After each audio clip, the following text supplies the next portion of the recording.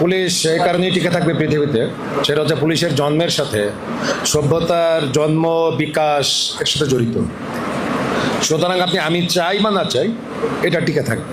বললো আমরা যারা পুলিশে চাকরি করি ভাই ইউনিফর্ম পরে, ওই বললো না যে আমরা আসলে জনগণের পুলিশ হতে চাই, আমরা কারো পকেটের পুলিশ হতে চাই না। তা আমার সামনে যে সমস্ত বন্ধুরা বসে আছেন, আমার সহকর্মীরা, আপনাকে কারো পকেটের পুলিশ হতে চান? যদি না হতে চান একটু দয়া করে হাত তুলবেন।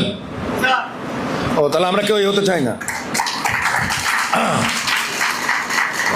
এখানে একটি মানুষও নাই, এখানে একটি পুলিশের ইউনিফর্ম পরা মানুষও নাই যিনি কারো পকেটের পুলিশ হতে চায়, তিনি তার পেশাগত দায়িত্ব পালন করতে চায়।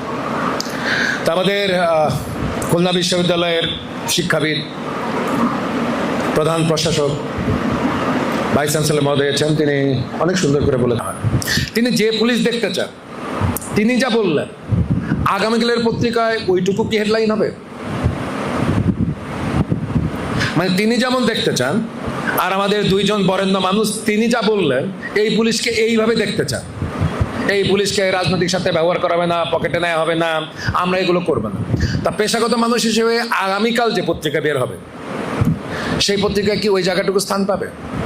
নিশ্চয়ই স্থান পাবে না। স্থান পাবে কোনটা? পঞ্চগড়ে যে স্থান পাবে কোনটা? পঞ্চগড়ে যে আমার পুলিশ ওই কবে কারে দ্বিতীয় বিয়ে করেছে ওইটা স্থান পাবে। আমার যে ট্রাফিক পুলিশ কার কাছ থেকে হয়তো গাড়ির কাগজ নাই, স্টিকারও নাই, গাড়ি ধরছে, তখন ওই ড্রাইভার বাঁচার জন্য আমার কোন কনস্টেবলকে 10 টাকা দিয়েছে, ঠিক আছে, ওইটা হেডলাইন হবে, ওইটা হেডলাইন হবে।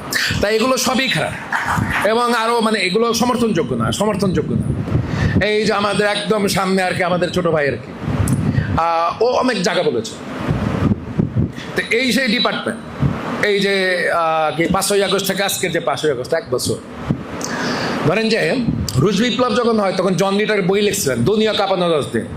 সম্ভবত এই জুলাইয়ের যে 36 দিনের আন্দোলন, হয়তো জন লিডের মতো কোনো একটা বিখ্যাত লেখক দিন পৃথিবীতে আসবেন, অ্যান্থনি মাস্কারেহাসের মতো কোনো একদিন বিপ্লবীরা আসবেন, তারপরে ইলিয়াদা ফেলাসির মতো বিখ্যাত সাংবাদিকরা একদম পৃথিবীতে আসবে বা জন্ম নেবে বাংলাদেশি জন্মে।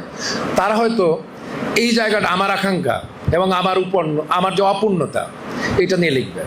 তখন হয়তো আমি হয়তো পৃথিবীতে থাকবো না, আমার সন্তানরা তো সে বইটা পড়বে। তখন হয়তো আজকে যারা জুলাই যোদ্ধা এখানে বসে আছেন তারা কি কারণে জীবন দিলেন, আজকে যে এই যে আমাদের খালুজান বসে আছেন, আমাদের নাজমুল সাকিবের বাবা, খালাম্মা, অন্যান্য যারা বসে আছেন, তারা তাদের মূল্যায়ন করতে পারবেন।